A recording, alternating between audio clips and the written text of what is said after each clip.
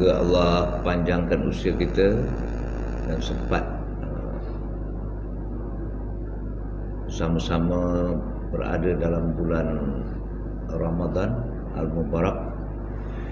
Tak lama lagi, insyaAllah. 1, 2, 3, 4 5 hari lagi Dan saya pun kalau tak ada arah 6 hari lagi akan berangkat ke Mesir. Dan 8 hari kot duduk di sana, lepas tu balik. Mudah-mudahan semuanya Allah permudahkan. Dan terlebih dahulu minta maaf pada semua sebab tak dapat hadir malam tadi. Sebenarnya saya ada program training daripada Jumaat sampai hari ini lah.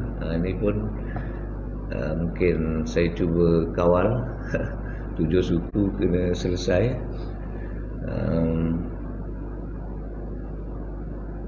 Sebab kuliah ni tertangguh tu, tangguh. Dan kalau boleh sebelum Ramadan nak buat satu kuliah. Jadi pada pagi ini ringkas tajuknya. Kita dah habis tajuk berkaitan dengan kesihatan mental. Ini kita ambil tajuk yang ringan, ibrah. Ibrah kedua lah ni. Dulu berkait dengan helang. Ini kita ambil ibrah daripada cerita sebatang pensel. Boleh banding? Sebatang pensel. Mengapa tak pen? Sebab ada sebab lah. Walaupun sifat pensel dan pen tu lebih kurang, dan fungsi dia pun lebih kurang, tapi kita sebut pensel di sini ada kaitannya. Pertama, ada 5 perkara. Pesan tukang buat pensel tu kepada pensel-pensel ni sebelum dia dipasarkan. Pertama, dia kata kau ingat di luar sana kau kena izinkan orang pegang kau. Kalau tidak, macam mana? Bayangkan pensel tu tak benarkan dirinya dipegang. Boleh tak dia digunakan untuk menulis, melukis? Tak boleh lah. Kedua, dia kata dari semasa ke semasa, bila dah lama tu, kau jangan terkejut, kau akan diasah. Sharpen budak-budak kata sharpen. Kau akan diasah supaya mata kau yang tumpul tu tajam balik. Jadi jangan kau terkejut, tak mau diasah pula. Ketiga, dari semasa-semasa bila mereka guna kau untuk menulis ke melukis, melakar, nanti ada tersalah. Jadi jangan risau. Dekat belakang kau tu, atas kau tu ada pemadam. Pensel dulu ke atas tu dia ada pemadam. Jadi kan pemadam ada, padam je. Lepas tu tulis yang betul balik. Dan yang keempat, ini bukan tak kira pensel batang kayu ke ataupun pensel moden ni, dia ada karbon kat dalam tu. Jadi dia kata memanglah cantik tubuh kau yang orang nampak kat luar tu, tapi apa pun yang penting dalam tu. Kalau kau dalam tu karbon tu asyik patah je, ataupun tak cukup dia punya karbon tu, kau punya tulisan pun tak jelas. Jadi yang dalam tu penting. Yang dalam tu penting. Walaupun luar penting, yang dalam tu sangat penting. Kalau tak ada yang dalam tu, kau bukan pensel. Kalau setakat luar je, kau bukan pensel. Sebab ada dalam tu yang kau dinamakan pensel. Dan yang kelima, dia kata apa pun kau kena ingat, kau mesti terus melaksanakan kau punya tanggungjawab. Matlamatnya kau mesti boleh terus menulis atau melukis melakar. Jadi kita kaitkan, ringkas saja, kita kaitkan dengan diri kita lah pesanan tu. Boleh maksud Jadi kita ni pun kalau kita nak ambil pengajaran atau ibrah daripada pesanan tukang buat pensil tadi kepada pensil, yang pertama kita mesti izinkan diri kita untuk dibimbing. Perumpamaan dia tadi, pensil izinkan diri dia untuk dipegang, baru dia boleh menulis, melukis. Jadi kita kalau nak terus kan kehidupan ni dalam keadaan yang lebih baik, mesti benarkan diri kita dibimbing. Itu yang dalam dunia motivasi ni dia kata, atau keusahawanan ni dia kata, kalau nak berjaya, terutamanya kalau nak jadi usahawan yang berjaya, kena ada mentor dia tu, kena ada mentor, kena ada orang yang dari semasa ke semasa, sama ada orang tu beri teguran pada kita ataupun kita datangi dia, tanya dia macam mana pandangan dia terhadap diri kita. Jadi pembimbing ini mesti ada, ataupun dalam istilah kita adalah macam-macam murabbi, mursyid dan sebagainya. Itu dia ada tingkatan dia. Sebab kalau dalam Islam ni macam kita wirid juga, tapi kita wirid bukan ambil daripada ijazah syekh tarikat, jadi tak ada siapa pantau kita. Tapi kalau kita ambil wirid yang ijazah daripada syekh tarikat ni, ada setengah tarikat tu nanti kita akan pergi suluk dan sebagainya, dan masa itulah kita punya mursyid ni akan tegur kita, kata Samsul, wirid banyak dah tapi tak ke mana, kan? Macam mana dia tahu tu jangan tanya saya lah. Tapi kena ada pembimbing. Tapi sementara kita ada mursyid ni, teruskanlah wirid tu, dan mungkin benarkanlah orang yang terdekat ni jadi pembimbing kita. Paling tidak pun dia perhati kita dan ditegur kita. Siapa? Pasangan hidup kita lah, ataupun kita ni kawan-kawan ni kan. Boleh saja patutnya saya misalnya ditegur, dinasihati oleh Pak Din ke semua, tak ada isu. Siapa kita nak tegur dia? Tapi kalau kita faham hidup ni sebenarnya kena perlu saling menasihati, tak ada masalah. Cuma memanglah bagaimana nak menasihat tu, dia ringkasan dia kena dengan hikmah, dengan ilmu pengetahuan dan kefahaman serta akhlak yang baik. Baik, siapa tak benarkan diri dia dibimbing, sebenarnya dia tak akan ke mana. Tanyalah orang-orang yang berjaya, mesti ada orang yang selalu dia rujuk ataupun dia tanya, dia minta ditegur dan sebagainya. Okey. Paling tidak pun izinkanlah pasangan hidup kita, sama isteri kita, walaupun kita ni suami, kita jangan ego sangat, sebab dia dalam ramai-ramai orang kat taman ni, dia yang paling kenal kita. Macam kita tak pernah misalnya tidur bersama, kita tak pernah musafir bersama,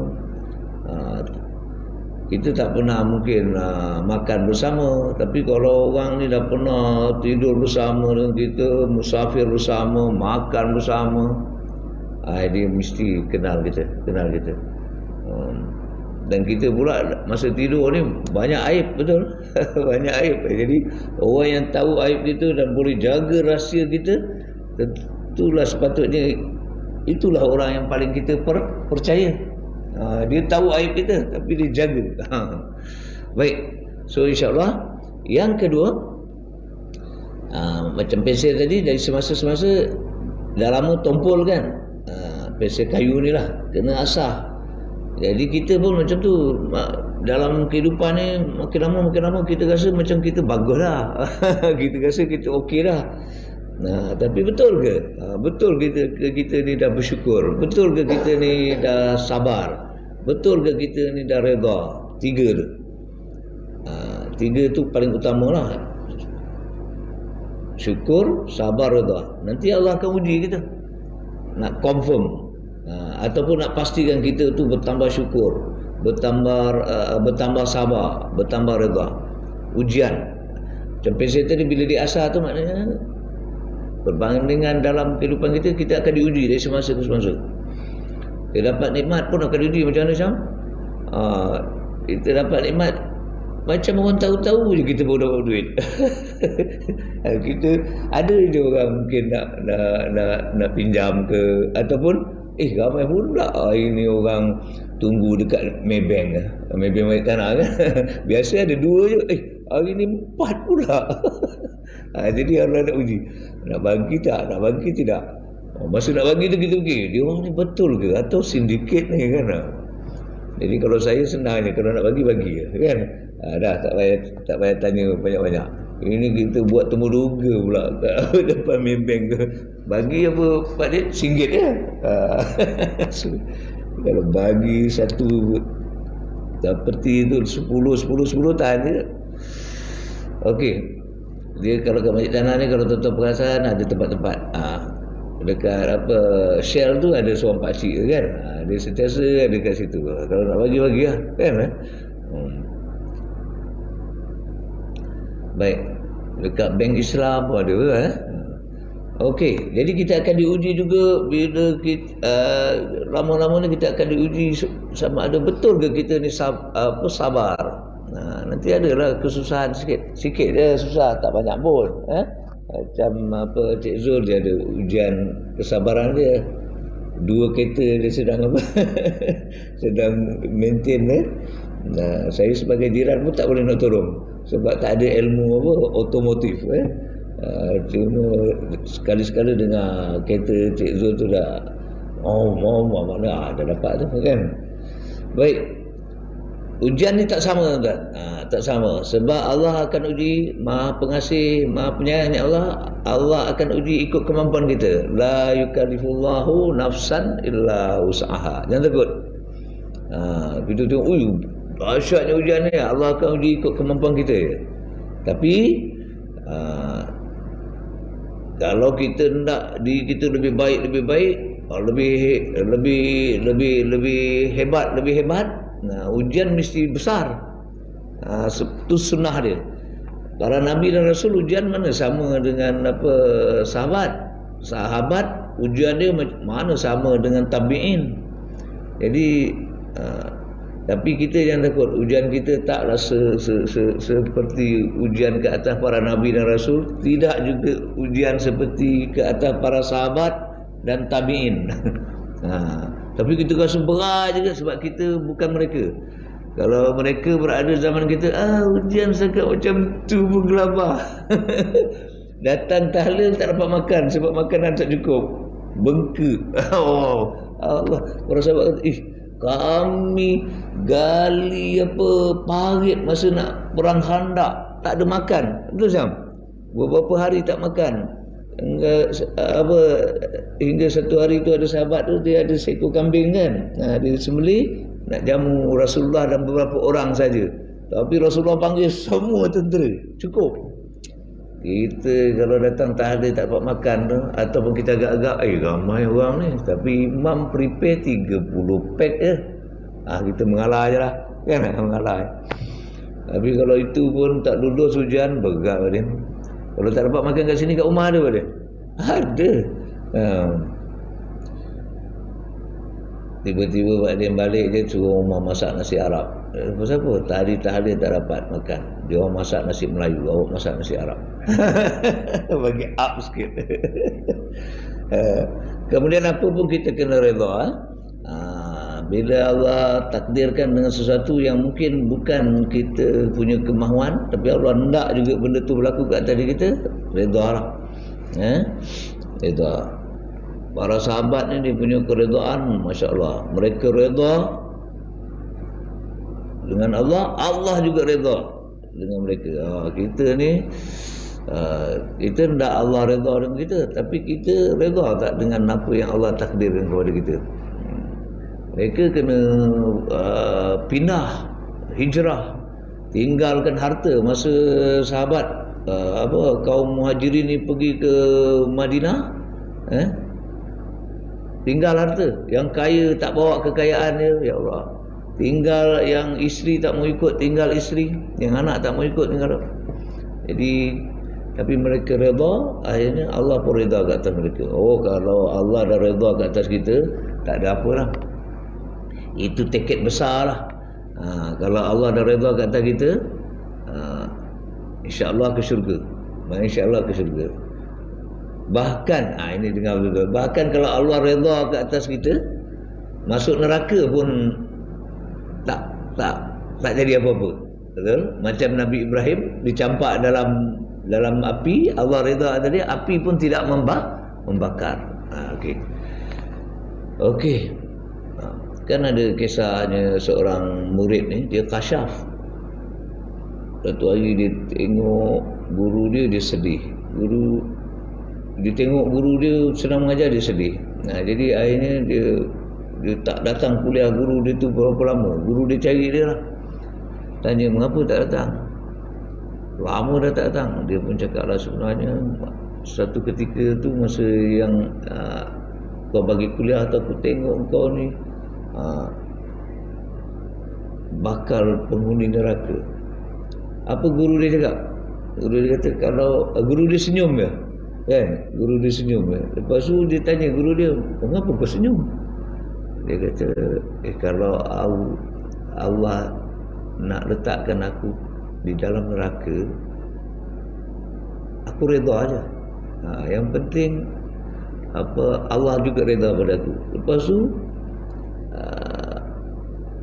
beberapa lama kemudian guru dia buat kuliah, dia datang, dia senyum dia, kan? Dia tengok guru dia, rupanya dia dah nampak, guru aku ni bakal penghuni syurga. Di mana kunci dia? Bila guru dia kata aku redha, kan, apa pun ketetapan Allah aku redha, yang penting Allah redha. Tapi insya-Allah kalau kita dah berlaku taat, tinggalkan larangan Allah ni, Allah dah janjilah tempatnya di syurga. Cuma apa pun kita ke syurga dengan rahmat Allah, bukan dengan sebab ibadah kita. Ibadah kita dia sikit je. Sembayang berapa minit je, kan? Sembayang sunat campur gelembak-gelembak. Kalau kita buat sunat ba'diyah qabliyah tu 12 rakaat semua campur dengan sembahyang waktu 17 rakaat, baru 29 rakaat. Sahabat Rasulullah bukan 29, betul kan? Tiap-tiap malam tahajud, lepas tu tak tinggal juga witir. Kita insya-Allah Ramadan ni witir lah, kan? Lepas Ramadan dah tak witir pula. Sedangkan solat sunat yang Rasulullah tak tinggal ialah solat sunat witir. Cuba kita azam lepas ni, katalah selama ni kita tinggal, Ramadan ni kita nak start balik witir. Tapi kalau boleh sebelum Ramadan ni witir, sebelum tidur witir. Kalau Sayyidina Abu Bakar sebelum tidur tu dia witir. Kalau Sayyidina Umar, dia kata aku bangun malam nanti aku witir. Kena buat witir. Dekat syurga nanti ada satu pintu khas untuk orang yang istiqamah solat sunat witir. Paling tidak pun 1 rakaat. Kalau boleh buatlah 3. Sebab witir ni diganjil. 1, 3, 5. Okey. So yang ketiga kan kita ni manusia lupa. Nisyan, lupa. Insan, lupa. Jadi kalau kita tersilap, perkataan pun tersilap, ataupun kalau kita memang sengaja buat benda tu tak boleh buat. Jadi bila tersedar tu terus istighfar banyak. Macam pensil tadi, bila tulis-tulis dah salah, pemadam ada, padam ya. Jadi kita ni dosa-dosa kita nak padam istighfar, taubat. Sentiasa bertobat. Bila nak bertobat, tunggu momen tertentu ke? Tunggu saat tertentu. Aku nak bertobat bila datang nisfu Syaban. Tak, dia taubat ni buat salah taubat dulu, buat salah taubat dulu, buat salah taubat dulu. Jalan kejap lagi pergi mek tanah, saya nak pergi mek tanah ni. Tengok ternampak aurat perempuan, terus dia istighfar, astagfirullah. Kan? Kita nak tutup tak boleh kan? Kadang tengah bawa kereta, tiba-tiba motor depan, motor potong. Elok dia duduk depan kita dengan tudung tak ada. Lepas tu pakai baju ketat. Dah lah baju ketat transparent pula tu. Aduh. Tunduk-tunduk tak nampak pula traffic light tu dah hijau ke tidak. Jadi macam mana tu, faham tak? Masing-masing tahulah pengalaman masing-masing. Jadi istighfar dia. Sebab Allah ni Maha Pemurah, Maha Penyayang. Allah tunggu sangat kita istighfar tu. Bila kita buat dosa. Ada satu hadis yang panjang. Maknanya kegembiraan Allah bila kita bertaubat ni lebih gembira daripada seorang pengembara di padang pasir yang dia dengan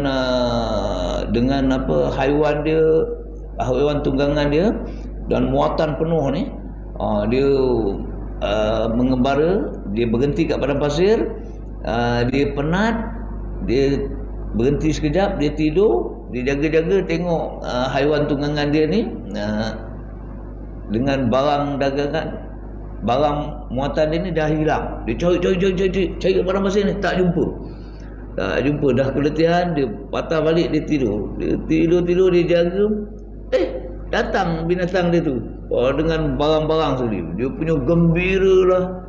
Dapat bayangkan dia punya guna. Jadi Allah punya kegembiraan bila kita bertaubat di atas dosa dan maksiat yang kita buat, lebih gembira daripada si pengembara tadi. Kita barang hilang, jumpa duit sekupang hilang. Masa kecil-kecil dulu lah, sekupang besar tu 10 sen. Jumpa, lega. Sebab 10 sen lah, sekupang boleh beli macam-macam lah. Boleh minum air, boleh beli kuih dan sebagainya. Baik. Jadi Allah sangat menunggu. Bahkan kita punya kesalahan tu tak ditulis lagi. Tunggu istighfar dia, taubat je, padam. Tapi kebaikan yang kita buat tak perlu ditulis je pahala dia. Baik, so jangan takut. Selagi kita bernyawa, sebelum ghalgharah, nyawa sampai kat sini, berpeluang lagi. Sebab baru ni saya pergi Institut Sosial Malaysia isi program, ada seorang tu tanya, dia kata, betul ke tuan? Dia kata umur dah 40, kalau tak berubah tak ada can lah. Saya kata tak pernah pula orang tanya aku soalan ni. Saya kata saya pun pernah dengar orang cakap macam tu, tapi kita kena dengar ada juga lagi satu statement, iaitu selagi belum ghalgharah silakan bertaubat, Allah terima. Jadi siapa yang dah lebih 40, sebab saya isi program tu untuk warga emas umur dah 60 kata. Jadi siapa yang dah lebih 40 tu 60, rasa alamak banyak lah silap aku nak berubah ni, jangan takut, buat je, taubat je. Sebab Allah kata, Rasul dah cakap, selagi belum ghalgharah. Orang kata, lega dengar. Jadi janganlah kita tanya, pasal apa? Ada buat benda apa? Sebab masing-masing umur dah lebih daripada 40. Jadi insyaAllah. Yang keempat tu, pensil ni, kata pensil kayu, kalau dalam tu tak ada, itu bukan pensil, dia panggil batang kayu. Jadi buat bahan bakar je. Tak ada nilai apa-apa. Jadi tapi kalau karbon tu tak ada batang kayu kat luar, payah juga.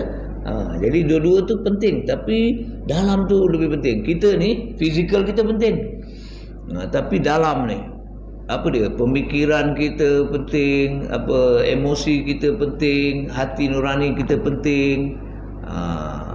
Kita kena urus supaya dia jadi penasihat yang baik. Pemikiran kena jadi penasihat yang baik.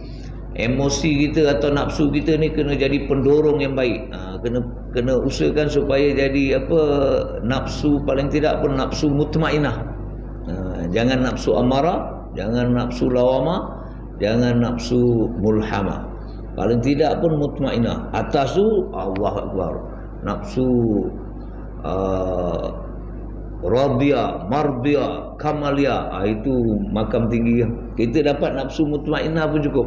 Nafsu orang soleh, suka buat kebaikan, suka buat kebaikan, tenang bila buat kebaikan. Bila terbuat benda salah je menderita, cepat bertaubat. Itu di antara tanda-tanda nafsu mutmainah. Bila dapat buat kebaikan, syukur. Lepas satu-satu kebaikan ni nak buat. Terbuat silap cepat rasa bersalah, terus bertaubat. Tak payah tunggu nisfu Syaban. Tak payah sungguh mahal hijrah. Baik. Ataupun ada penerangan dia kata tu nyawa, yang dimaksudkan carbon tu nyawa kita.